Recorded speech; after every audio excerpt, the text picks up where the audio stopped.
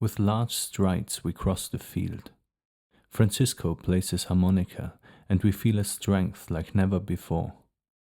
The storm moves into the distance, and we realize that the mentioned train station is right there at the end of the field. The field we are crossing is a potato field, and since we haven't eaten anything since the bananas, we gather some branches to make a small fire. Sitting by the flames with a dozen potatoes placed around the glowing, we watch as the crackling sends sparks to the stars.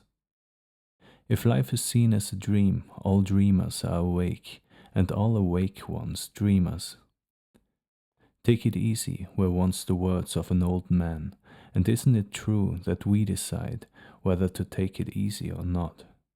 One day the awakening comes, and then it won't matter who you believed yourself to be in this dream. Regardless of what you have achieved or what the other dreamers thought of you, then it only matters whether you choose fear or love. Everything good has its bad, and everything bad has its good. Nothing will ever be final in this dream, except for the awakening, because that will come. In a world of secrets, a life of reason, as instilled by parents and teachers, does not have anything to do with reason. One would have to live life based on the given information, and that doesn't make any sense in a world of concealment. I am not part of this play, which is increasingly turning into a drama of rationality. My intuition tells me that the curtain is falling, and if I am to rely on anything, it is my intuition.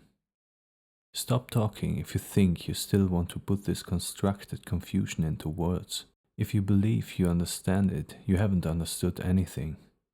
Then it's just hot air, because the impression of still understanding it masks the ignorance, which in school, as well as in our society, is directly associated with weakness, and you must not be weak in a world where achievement and success count.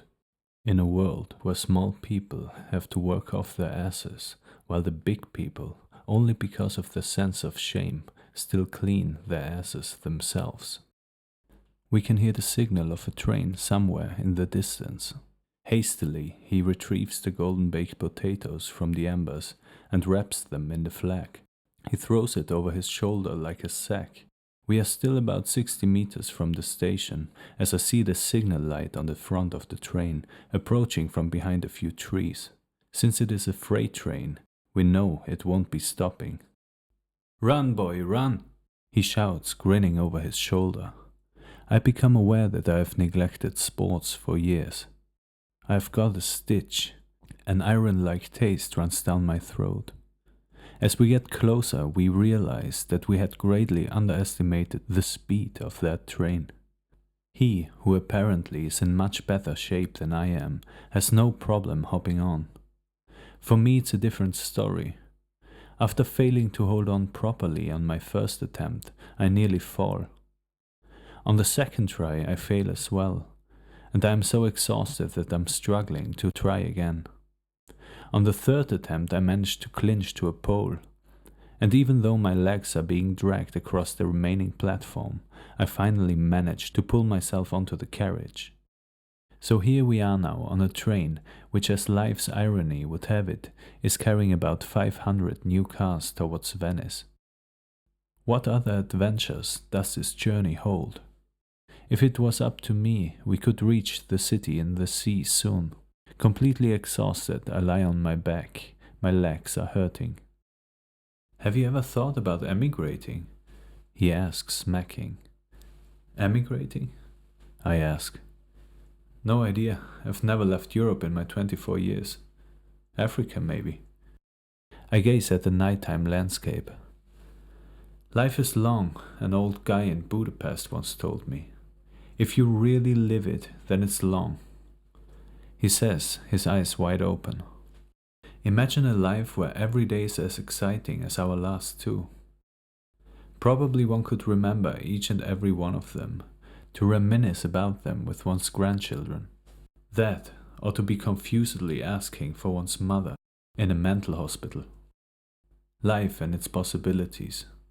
The word crisis means decision. If life in European society becomes even more abnormal, I will definitely be the last one to stay here. More. Enough is a word that doesn't exist, because the fear of nothingness dominates them all. Perhaps people and their cultures should all just move one continent further. Then Europe would be aware of its true capacity with all the people from Asia, and we would get to know America outside of the screen.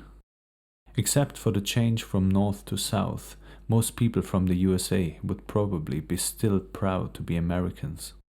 In Australia, with all the people from Africa, something would also be happening in the interior. And from the Aussies, I know, everyone would prefer to live in Thailand anyway. But then people would still be in their familiar social environment. Another landscape fosters different thinking. Do you really believe that everything would remain the same? No. Everyone would talk about how proud they are of the land they arrived in. Forget your roots, what about your blossoms? By 2050, they're projected to be 9.2 billion people living on Earth, so they can forget about their borders anyway. Down with nationalistic thinking. We need new customs, traditions and rituals, new last names and faster sports cars. Forget your passport, forget your visa. We need to reinvent ourselves, or else we will die of boredom. Call me a utopian, but spare me your reason. If all people were to embark on the journey of settling on another continent of their choice, Earth would be a different place. If every generation made a move in their lives, after the 6th generation, it could practically be the case that all descendants return to the continent from where their ancestors were from. Open-mindedness wouldn't be a positive trait, it would be the norm. Some people in Europe apparently cannot understand that all the people fleeing to this island are not coming here for fun. Yes, but there are also those fleeing because of their economical situation, I hear them say. I would be the first to set out to seek a better life if I had to live in constant fear of starving, being shot or getting blown up. An orange shimmering cloud not far from us points to a city, and since there are no other cities here apart from our destination, this must be it. My friend, he says, his eyes wide open, I want to congratulate you. As ambassadors of love, we will soon arrive at the capital, to give this continent back its soul. It has been a long journey, but now the time has come. He stands up and moves to the edge. With one hand he holds onto the wagon. In the other hangs the flag with the potatoes. There he stands, gazing into the distance. We are reaching the capital of dreamers, and if there's anything that can save this continent, it's a dream. Forget about trying to control life with your thoughts and follow your feelings. Because nothing is more real than a feeling. In that moment he jumps off the train. I can't believe what just happened. Expecting the worst, I look back, only to see him rubbing his head, waving. I see the bushes flying by. If I remember what it felt like to jump on that train, I will probably break my legs now. The thought of jumping off makes me feel sick. I would have preferred walking. However, it is also clear to me that this train will not stop anytime soon, and the thought of going all the way down to Rome almost makes me throw up. So I get up and move to the edge. I hear the squeaking and pulling of the tracks. At this moment I remember a story about a drunk man who got hit by a train on his way home. Because in his intoxication he didn't tense up, he was simply thrown into the woods, and as he woke up in the morning he didn't have the slightest scratch. With my eyes closed, I think about all the hardship we have already survived, and as relaxed as possible, I let myself fall. Limp, my body hits the ground and tumbles into the bushes. I don't remember who told me the story about the drunk guy. Anyway, it's bullshit. I'm in terrible pain and have trouble breathing. Maybe I should have drunk a bottle of schnapps beforehand, or better, hit myself over the head with it. Francisco comes running and drags me out of the branches, screaming. He himself lost a shoe that in the darkness he can no longer find. It doesn't matter, my foot is all right, he says as he picks the leaves and branches from my turban. Man, holy shit, he shouts at me, looking after the taillights of the train. I'm still struggling to stay conscious. Nothing can stop us now. Fortuna has mercy on us. His optimism can no longer be contained, and as the pain subsides, I have to laugh myself. It was a tough journey, but now we've made it, I say, my eyes half open. The way I look, one might think I had faced a heavyweight boxer. Only the embankment and a few trees stand between us and our destination. He picks me up, throws my arm over his shoulder, and carries me through the vegetation. As we get clear view of the lights, we collapse. This is an airport. We both know how far from a city an airport can be. The greater the torment, the greater the relief, is all he says, and stuffs a potato in his mouth.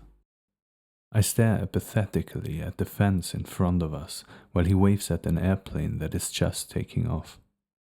What kind of face are you pulling? He asks me. In any case, it's certain that this is Venice Airport. That's a positive thing. With all his joy, I find it hard not to burst into tears. I'm at the end. The sleep I couldn't get behind the gas station now catches up with me, and I let myself fall back into the grass. He immediately pulls me up again. Not like this, dude. We are as good as there. Nobody's giving up now.